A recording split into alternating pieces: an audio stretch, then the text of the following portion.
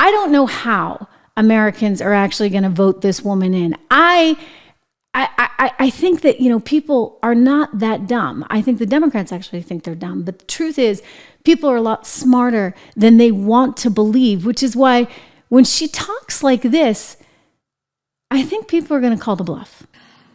This election, I do strongly believe, is about two very different visions for our nation. One, ours, focused on the future, and the other, focused on the past.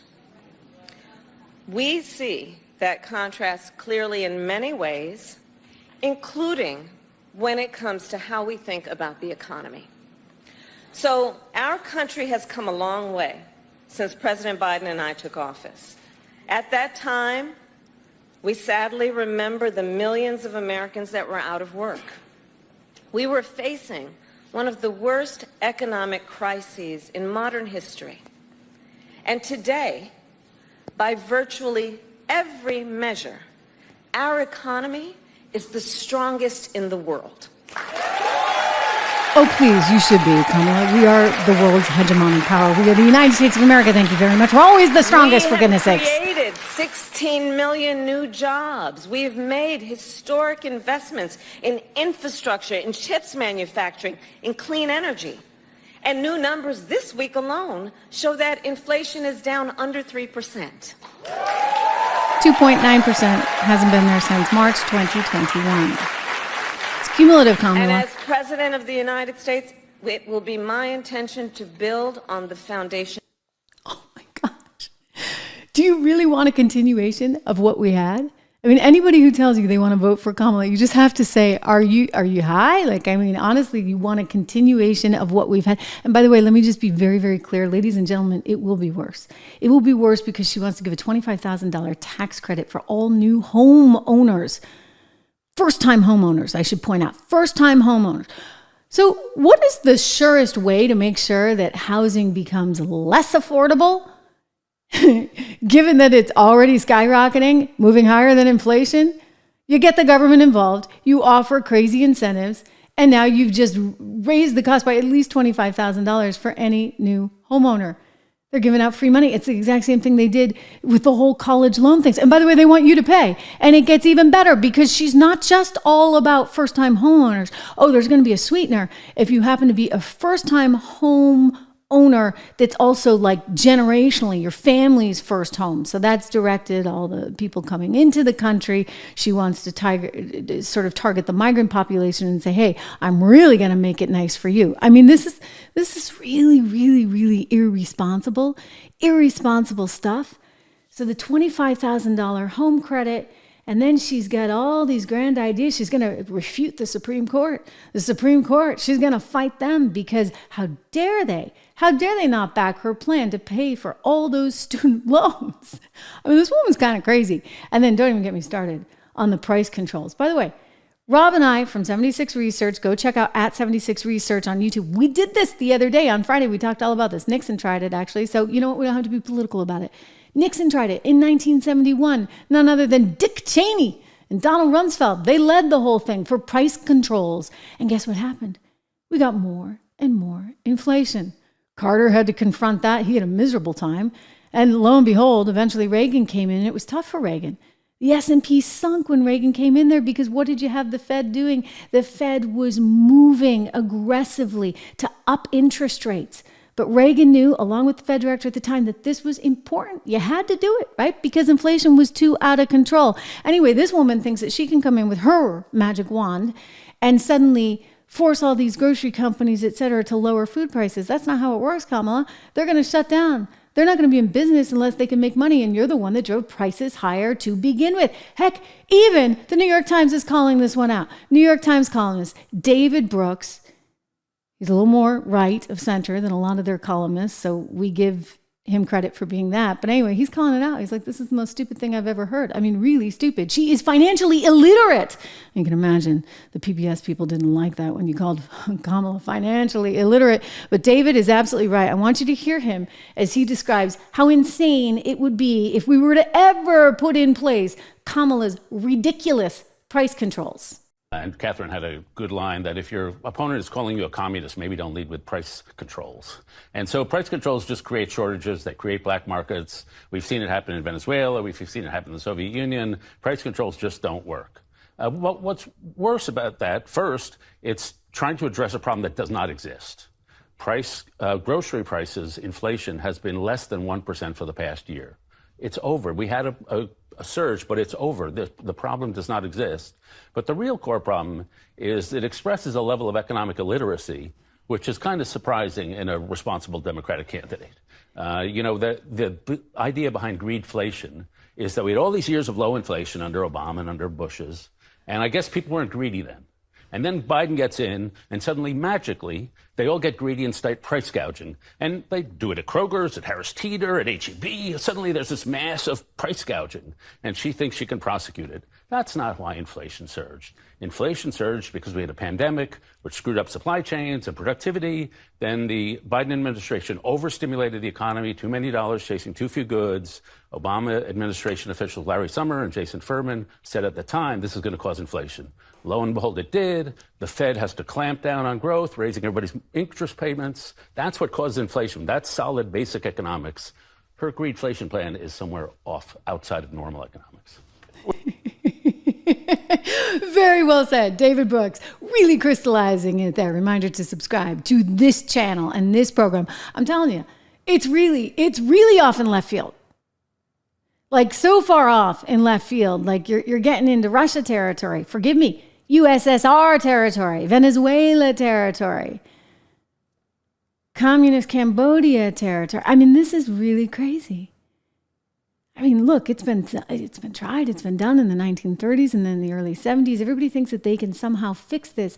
But the problem is, you see, corporations, they need to be in business.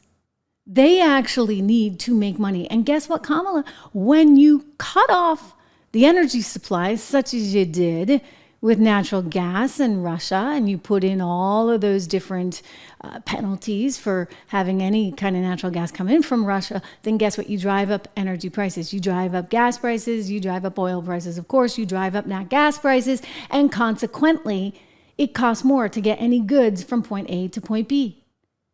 Larry Summers actually did a great job warning about this. He said, look, you know what? That when this economy reopens, it's going to be game on. Everybody's going to be anxious to go out and travel and do things and this, that, and the other. He said it's going to be like Nantucket, after the winter, or Paris after August. Everybody's going to come racing back and they're going to want to spend. And you will have too many dollars chasing too few goods.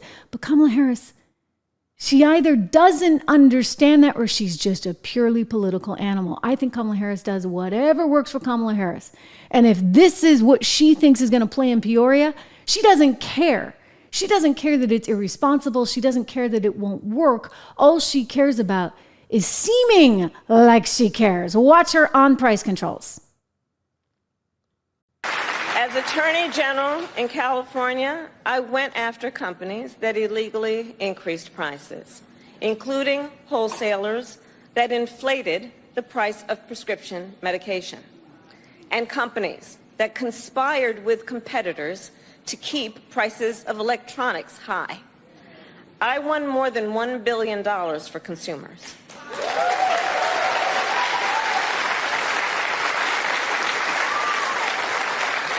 So believe me, as president, I will go after the bad actors.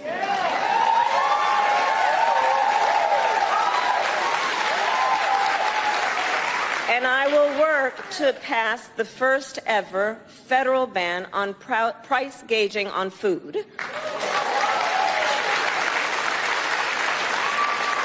My plan will include new penalties for opportunistic companies that exploit crises and break the rules, and we will support smaller food businesses that are... Okay, she's acting like this is new.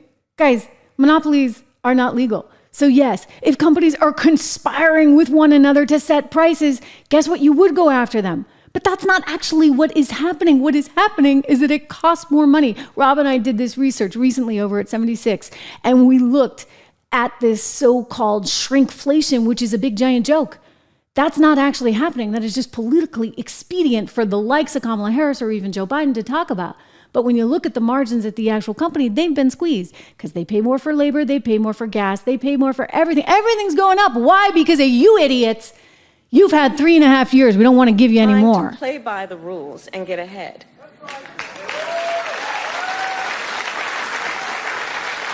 We will help the food industry become more competitive because I believe.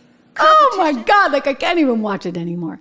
She really is just a political animal or a moron. I mean, it could be a combination of both because honestly, it's difficult, right? And I see so many of your comments, you guys are like, I can't watch her anymore. I can't watch her. I can't take it. I can't take it. I can't take it.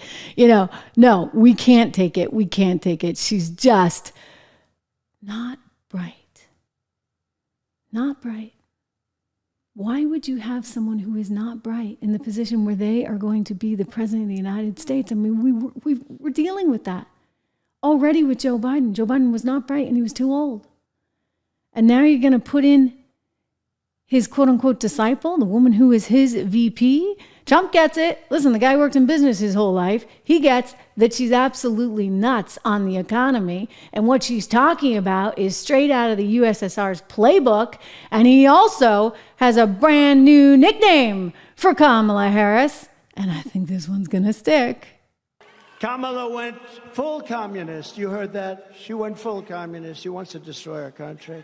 After causing catastrophic inflation, Comrade Kamala announced that she wants to institute socialist price controls. You saw that. Never worked before. Never, ever worked.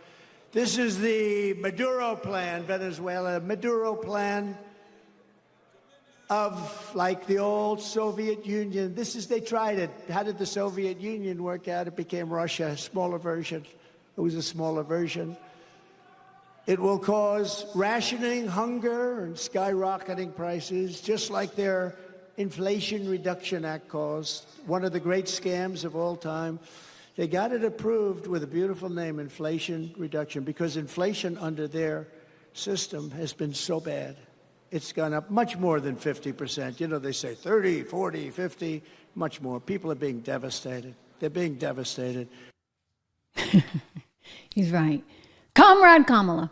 Did you get that? I like that. I like that. I think that's going to stick. This Kamalomics, or whatever you want to refer to it as, is straight out of Venezuela or the USSR's playbook. And it's actually really dangerous for America. So between what she wants to do with housing, what she wants to do with food prices, what she wants to do with education, Kamala Harris will quite possibly turn us into Venezuela sooner than you would think. Much sooner than you would think. And I think that we need to be worried about that. We need to be thoughtful about that. We don't want that. We want somebody who actually has already had a proven track record of success. Guess what? Whether you like it or not, median incomes under the Donald Trump administration, they climbed the most in some 50 years. You're going to go all the way back to JFK to see anything like this. We need growth for America's middle class.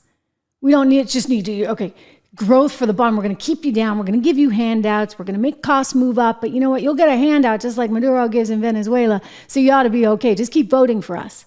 That's not going to fly. We're living in kind of a weird, I call it an hourglass economy, right? Where they keep squeezing the middle class. And you got a lot on top that keep donating to the likes of Kamala Harris. And you know, they're there for their good cause to keep the money flowing for them. And then those on the bottom, you just keep giving them stuff on the bottom in hopes that they're going to turn up at the polls. And you don't care about the middle class. Well, I care about the middle class. Those are Trump people. Wow. Well, this is what everyone, poor, middle, rich, has had to deal with under the Biden-Harris administration. Gasoline up 51%, electricity up 32%, food, groceries up 22%, eggs up 47%, car insurance up 54%. Listen, guys, this is not sustainable, okay? It is not sustainable. And Kamala's not going to be able to wave a magic wand and make it go away. She's not. And so you got to be looking out for yourself. I keep saying this. Look out for yourself. Go to 76research.com, type in code word dollar, get the research, get the stock picks. It's important. Code word dollar, DOLLAR, introductory rate at 76 Research.